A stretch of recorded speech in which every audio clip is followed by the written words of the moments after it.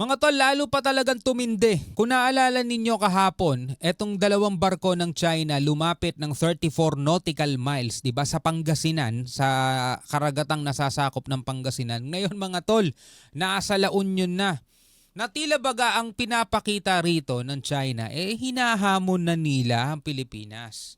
Pero dapat mga kapatid, ako para sa akin lang, dapat mas lalo pang maging professional ang ating mga PCG o Philippine Coast Guard. Huwag nilang papatulan mga tol kahit anong gawing pambubuyo, kahit anong gawing provokasyon nitong China mga tol, wag nilang papatulan. No, yan ay kasalungat ng mga nababasa kong comment ninyo mga tol. Gustong-gusto na ninyong tumira mga kapatid itong ating mga otoridad Alam nyo, nararamdaman ko rin yan. Nakakainis, di ba?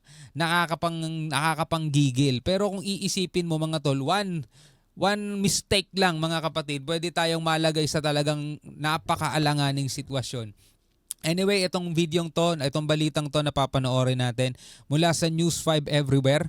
No, panoorin natin to mga kapatid. Huwag niyo kakalimutan mag-subscribe. Click niyo na rin ang notification bell para ma-notify kayo pag may mga bago tayong reaction video tulad nito. Alright, so huwag na natin patagalin pa. Panoorin na natin to. Nasa dagat na ng La Union ang dalawang barko ng China na unang namataang iligal na naglalayag sa Pangasinan. Ano, nasa Pangasinan sila ngayon, nasa La Union na mga tol.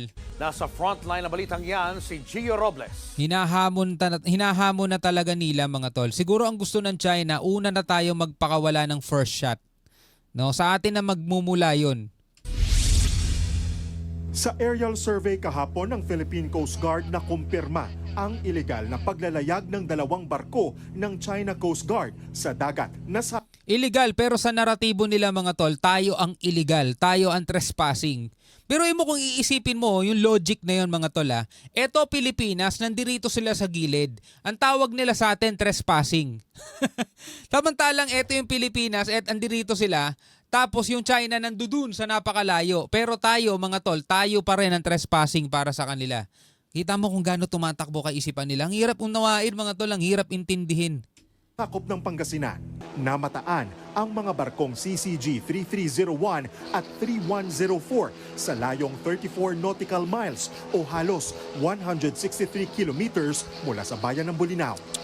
Ayon sa PCG, nasa La Union na ito kaninang umaga, pero hindi pa rin matukoy ang kanilang pakay. We still don't know where will be the final area. Diba? Hindi nila matukoy kung anong pakay. Sa atin naman mga tol, batay lang sa panonood natin at pagmamatsyag, parang ang pakay nila mga kapatid, buwisitin na talaga tayo. Bisitin na talaga tong PCG. No? Talagang inaano na tayo mga kapatid, ipinapakita nila sa atin na baliwala lang tayo. Pero mo mga kapatid, papasok ka sa lugar ng ibang bansa, halimbawa na lang ikaw. Diba? Papasok ka sa ibang teritoryo. Diba? Papasok ka sa kabilang kanto, sa kabilang street, tapos doon ka magsisiga-siga.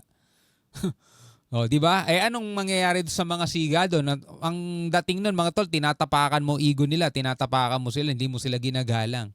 Kasi hindi mo naman teritoryo yun, teritoryo nila yun, pero doon ka nagsisiga-sigaan. Para sa'yo, baliwala lang sila. So ganun din mga kapatid, no, ang ginagawa ng China. Para sa kanila, baliwala lang tayo. Sino ba yung mga Pilipino yan? Pilipinas. Di ba?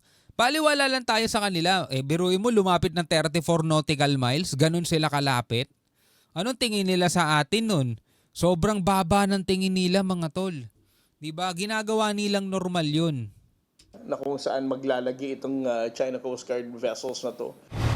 Unang nadetect ang mga barko ng China gamit ang Dark Vessel Detection o DVD ng Canadian government. Bilang tugon, ipinadala ng PCG ang BRP Cabra at BRP Bagakay para magbantay. Bukod dyan, patuloy namang binabantayan ng BRP Teresa Magbanwa ang tinaguriang monster ship ng China. Yan o, 3 barko na ngayon ang dinedeploy ng ating bansa, mga tol. Na ngayon mas lumayo pa sa ating EEZ. Sa gitna nito, tiniyak ng PCG na mananatili silang profesional Yun. at hindi papatol sa tila pang-uudyok ng China. Yun na nga, di ba? Sa tila pang-uudyok o pang-provoke ng China, mga tol, na tayo ay kumilos na. No, halimbawa, mga kapatid, banggain natin sila katulad ng ginagawa nila. 'Di ba? Tayo ay magpakawala na ng kung ano man mga kapatid ang gusto nilang simulan natin. Kumbaga sa dalawang nagsusuntukan, hinihintay ka lang manuntok kasi pag nanuntok ka, gugulpihin ka na niya. Parang ganon mga tol. So hinihintay lang nila tayong kumilos and one wrong move, one wrong decision mga tol, malalagay tayo sa alanganin. Diba? Madali lang naman kasi talaga maging matapang, madali lang magtapang-tapangan mga tol. Kayang-kaya ng PCG natin yan, matapang yung mga yan mga kapatid, di ba? Handa nga nilang ibuwis ang buhay nila. Ito mga sundalo natin mga tol. Kung naaalala ninyo last year, July 17, kung saan meron tayo isang sundalong naputulan ng daliri. Matatapang yung mga yan mga kapatid, nakikipagbarilan nga yan sa mga gere, sa Marawi, di ba? Sa Mindanao, matagal na yung mga yon. Pag tinamaan sila at gumaling sila, gusto nila agad-agad ma-deploy ulit sila, babalik ulit sila dun sa war zone. Ganon sila katapang mga tol. Pero tignan nyo, yung nakaharap nila yung mga CCG o yung China Coast Guard mga tol, hanggat maaari hindi sila pumalag kahit na tinututukan sila ng palakol, tinututugan sila ng mga patalim, hindi nila pinapalagan kasi ang pinaka-iniisip nila mga tol, hindi yung sarili nila eh. Hindi yung ego nila mga tol, ang iniisip nila yung magiging kapakanan ng ating bansa. Kasi once na sila ay pumalag, once sila ay may tinirang isang Coast Guard ng China doon mga tol, isa ang masawing Coast Guard ng China doon mga tol, gera na yan. Anong mangyayari sa atin mga tol?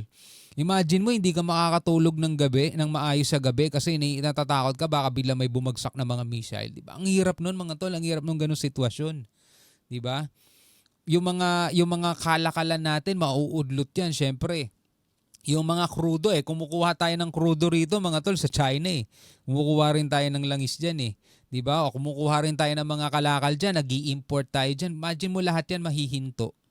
'Di ba? Yung ekonomiya ang unahin nilang targetin sa atin mga tol. Malamang sa malamang ekonomiya. Diba? Tayo mga Pilipino, syempre dahil nga magkakagutom, magkakaroon ng tawag dito, kumbaga economical sabotage, pwede natin tawagin ganun. Magkakagulo rito mga kapatid, baka mag-rally ng mga Pilipino at magreklamo sa gobyerno, itigil na yung gerang ganyan-ganyan. Ibigay na lang yan, dagat lang naman yan. Malamang gano'n na magiging sigaw ng mga tao, di ba? Ang hirap isipin mga tol, pero nai-imagine natin kung ano yung mga posibilidad mangyari.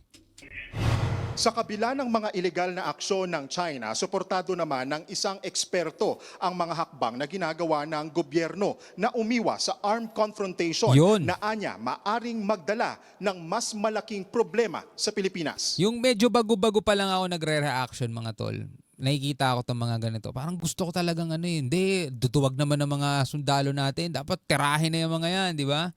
Pero hindi mga kapatid, ngayon nakikita na natin, lalo na yung mga napanood nating kaguluhan sa Iran, Israel, di ba? Nakikita natin yung mga bigla-bigla na lang may guguhong gusali. Nakakatakot pala yung ganun mga tol. Kaya tama lang yung ginagawa ng gobyerno natin hanggat maaari iwasan yung mga armed conflict. Ayon kay dating National Security Advisor Clarita Carlos, suportado niya ang hamon ni PBBM na ibabalik niya sa Amerika ang Typhoon missile system kung ititigil ng China ang pangahara sa Pilipinas. Let us not rely on America again. Let us do our own strategizing on how to deal with China. I like that for the first time the President has really gave us the trajectory of Philippine foreign policy insofar as China is concerned. Nagbabalita mula sa front. Diba? Eto, mga kapatid, pag-usapan natin. May panawagan ng PCG natin, mga tol, bilang suporta sa kanila.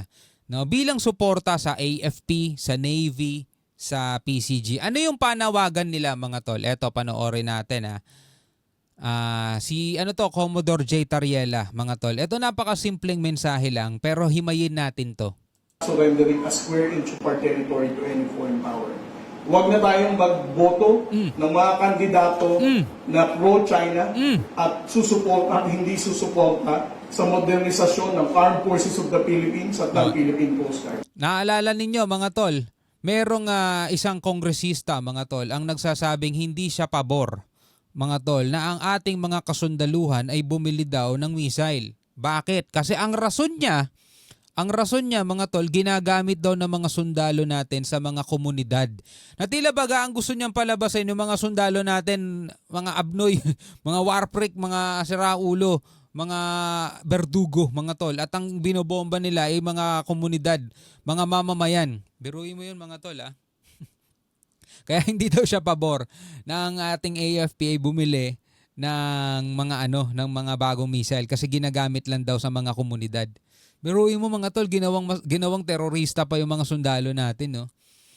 Nadadama yung mga komunidad, mga kapatid, kasi diyan nagtatago yung mga rebelde na hinahunt o kinakalaban ng gobyerno natin o kinakalaban ng mga sundalo natin. Pwede ba namang wag magkakaroon ng labanan dyan? Confrontation ng rebelde at saka ng sundalo, tapos wala man lang masisirang bahay? Pwede ba yon? Ayun, yung mga bala nila iiwas sa mga establishment? Pwede ba yung ganun? Di ba dun nga nagtatago? Dun yun nga yung ginagawa nilang shield kapag ka naikipagputukan sila. Yun ang mahirap mga kapatid. Tapos, isang kongresista ulit mga kapatid, siya rin mismo yun, yung ali dun yung maingay na ali dun 'Di ba pumasok yung mga Amerikano, yung aircraft carrier ng Amerika dito sa West Philippine Sea. O nilalabag daw ng Amerika ang soberanya ng Pilipinas. Abuy. Yung Amerika nilalabag daw soberanya ng Pilipinas. Samantala yung Amerika, meron tayong Mutual Defense Treaty dyan. Sila ang isa sa mga makakasama natin kapag may umatake sa atin. 'Di ba? Ang hindi rumirespeto sa soberanya ng Pilipinas, itong China, mga tol. 'Di ba? Ngayon, imagine mo, yung kongresistang yun tumatakbo bilang senator. At pag yun nanalo, mga tol, bilang senador, ano ang gagawin niyan? 'Di ba? Sa problemang hinaharap ng Pilipinas tungkol dito sa West Philippine Sea. Anong gagawin niyan diyan? Kaya itong panawagan ni Commodore J. Tariela, wag na kayong sumuporta, 'di ba? Sa mga kakandidatong pro-China. Baka gawin niyo pang presidente. Susuporta sa modernisasyon ng Armed Forces of the Philippines at ng Philippine Coast Guard. It will be very difficult for the AFP and for the Coast Guard, for BFAR and other government agencies to support our annual budget. Kung ang ilalagay natin sa Kongreso, 'Di ba? Mahihirapan sila mga kapatid kasi modernization program. Pwede ba magkaroon ng modernization program tapos wala kang budget o kaya tatapyasan yung budget mo? Yung saan mapupunta yung budget, ilalagay dito sa mga bagay na to na merong proyekto, yung mga kongresista, ilalagay sa mga lugar na to kung saan pwede silang mamigay ng pera para pagdating ng eleksyon iboboto sila. 'Di ba? Ang mahihirapan talaga yung ating mga sundalo kasi yung budget nila mga tol naaantala. Nagigipit sila mga tol Habang yung China, palaki ng palaki, bilyon-bilyong dolyares ang budget niyan para palakihin yung kanilang puwersa. Tapos ilalaban natin itong mga sundalo natin sa isang higanting bansa. Anong yan? ay ang mga membro ng Kongreso at Senado na never really cared about our fight in the West Philippines. So, Yes, that was the closest that Alright mga kapatid, anyway, bilang isang Pilipino, yan malinaw na malinaw itong balitang napanood natin at mga videong napanood natin. Huwag niyong kakalimutan mag-subscribe mga kapatid at syempre huwag niyong kalimutan magbigay ng komento sa ibaba about sa mga videong napanood natin ngayon. Hanggang sa muli mga tol, ako nga pala si Shobal D. Peace out.